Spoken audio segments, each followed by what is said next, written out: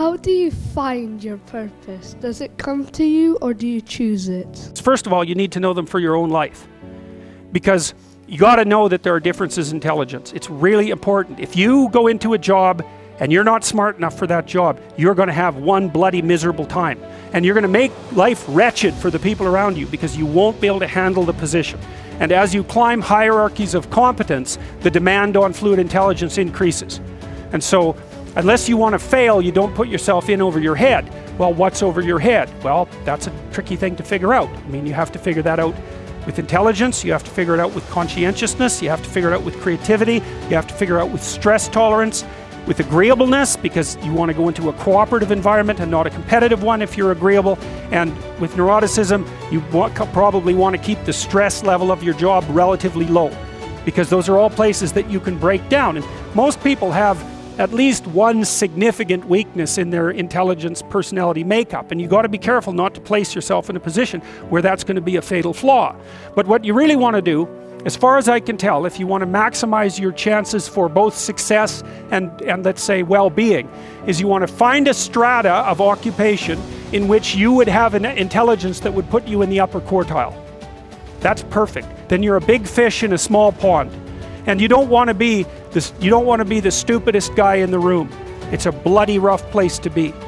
So, and you probably don't want to be the smartest guy in the room either, because what that probably means is you should be in a different room, right? You should look at a place where, if you're right at the top, you've mastered it. It's time to go somewhere where you're a little lower so that you've got something to climb up for. So, and if you're not hyper conscientious, for example, you're probably not going to want a job that you have to work 70 hours a week at, because you're just not wired up that way. You'd rather have some leisure, and like, more power to you. If that's how you're wired up, there's nothing wrong with having some leisure. But if you're someone who can't stand sitting around doing nothing ever, then maybe you can go into a job that's going to require you to work 75 hours a week. And almost all jobs that are at the top of complex dominance hierarchies require very high intelligence and insane levels of conscientiousness, as well, generally speaking, as pretty damn high levels of stress tolerance, because that can knock you out too, because there's going to be sharp fluctuations in your career, generally speaking, at the higher levels of a structure, and you have to make very complicated decisions, often with very short time horizons. So you have to decide if that's what you want. So, okay, so how smart do you have to be different things in life? Well, if you have an IQ of 116 to 130, which is 85th percentile and above, so it's one person in 8 up to one person in 130, I believe is 85, 90, 95, is it 95? I think it's 95. One person in 8 to one person in 20. Then you can be an attorney, a research analyst, an editor, an advertising manager, a chemist, an engineer, an executive manager, etc. That's not the high end for IQ, by the way. That it can go up, well, it can go up indefinitely, although there's fewer and fewer people as it goes up. So if you want to be the best at what you're doing, bar none, then having an IQ of above 145 is a necessity, and maybe you're pushing 160 in some situations, and maybe that's making you one person in 10,000 or even one person in 100,000. And then also, to really be good at it, you probably have to be reasonably stress tolerant and also somewhat conscientious. So people, you think, well, why is it that smart people are at the top of dominance hierarchies? And the answer to that, in part, is because they get there first, right? I mean, everything's a race, roughly speaking, and the faster you are, the more likely you are to be at the forefront of the pack. And intelligence, in large part, is speed. That's not all of it is. So if you're moving towards something difficult rapidly, the faster people are going to get there first. So IQ of 110 to 115, so that's 85th to 73rd to 85th percentile.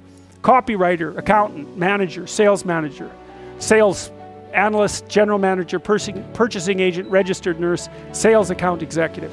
If you look at universities, the smartest people they're above this. Who are the smartest people at university? What do you think? Mathematicians, physicists and mathematicians, right. I could tell you who's on the other end, but I won't. Yeah, I'd like to though. Anyways, okay. Going down now 103 to 108 is slightly above average, right? 60th to 70th percentile. Store manager, bookkeeper, credit clerk, lab tester, general sales, telephone sales, accounting clerk, computer operator, customer service rep, technician, clerk, typist. So you see at this level, people have some technical skill and some ability to deal with complex things. Okay, that's dead average. 100 is average. Dispatcher in a general office, police patrol officer, receptionist, cashier, general clerical, inside sales clerk, meter reader, printer, teller, data entry, electrical helper. 95th to 98. Machinist, food department manager, quality control checker, security guard, unskilled labor, maintenance, arc welder, die setter, mechanic. Good IQ range for relatively qualified tradespeople. 87 to 93.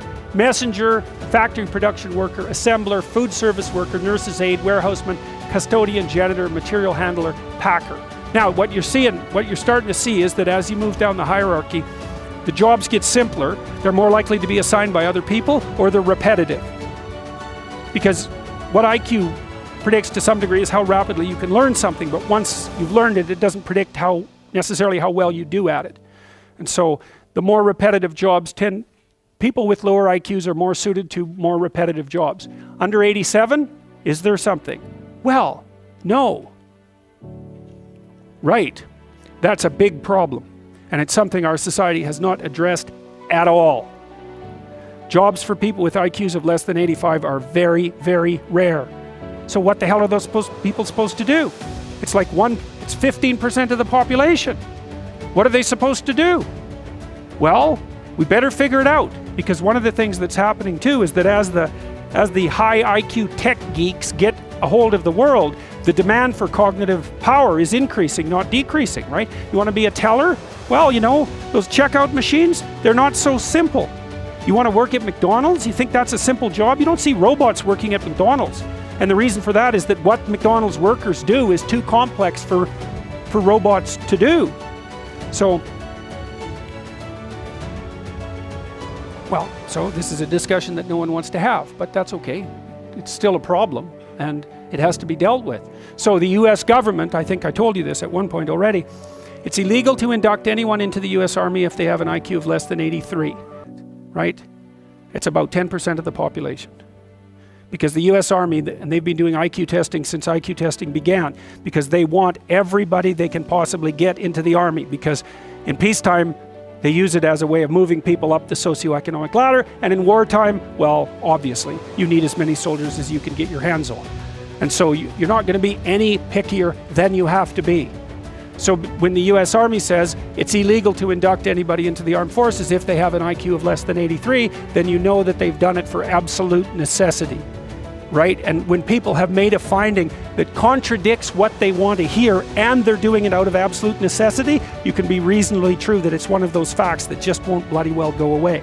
And so you might think, well, if there's nothing for someone with an IQ of less than 83 to do in the Army, what makes you think that there's something that they can do in the general population?